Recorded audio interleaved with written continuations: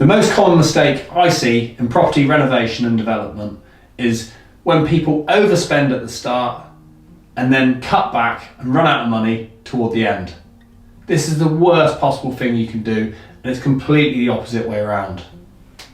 The finishing touches, the little details, that's where you need to spend the money and put the effort in.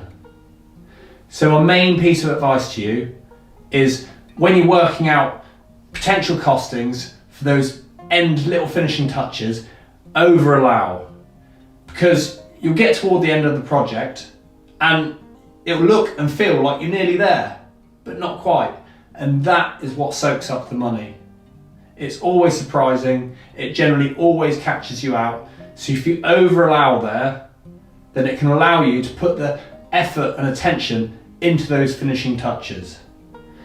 By doing that, you won't be selling yourself short, and it'll be reflected in the end value.